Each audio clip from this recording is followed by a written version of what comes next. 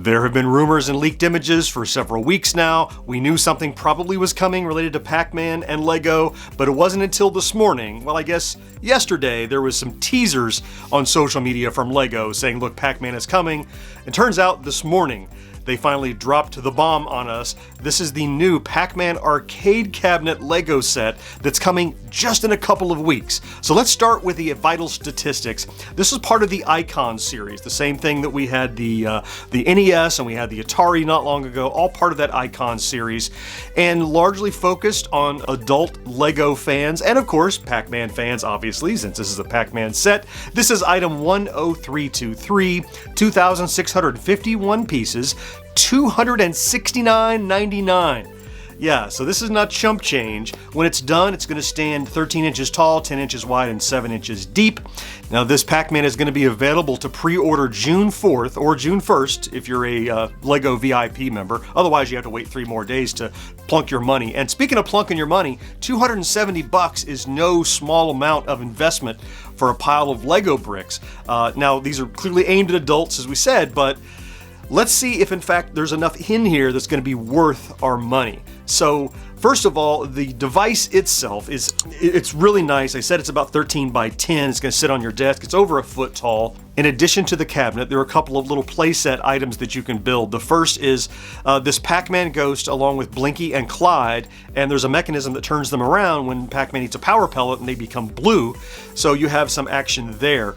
Secondly, there's a second set I mentioned. I don't think there's any action in this one, but it's a minifigure sized a girl playing a arcade cabinet. Looks like maybe she's standing in an arcade. So let me turn my attention to the star of the show, which is this cabinet, which has the Pac-Man scene on the front of it, all built out of Lego. And you can see it has this mechanism. This looks like a chain drive kind of track that will move Pac-Man and the ghosts around the maze. Now again, can't reiterate this enough. People keep wanting to say, can you play Pac-Man on it? No, it's a simulation of the experience of Pac-Man in here. But having that little gear that runs around the maze, I think that's a cool idea.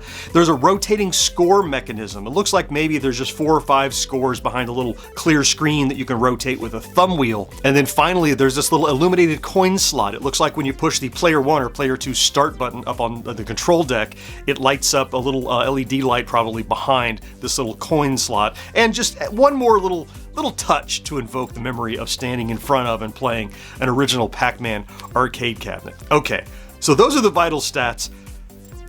What do you think about this? So, what do I think about this? So I've been excited about this ever since I heard it was coming out, and I'm a sucker for both Lego and for Pac-Man, as you might have imagined.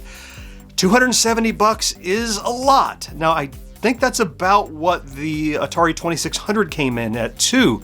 It was a smaller model with fewer pieces, but it had more stuff to do. This, I think when you're done, is going to be an interesting display piece, but like most Lego models, there's not that much to do with it other than like when someone new walks in the door, show them, oh look, here's this track, look, you can light this up, look, the ghosts turn colors. I think all of that is very interesting.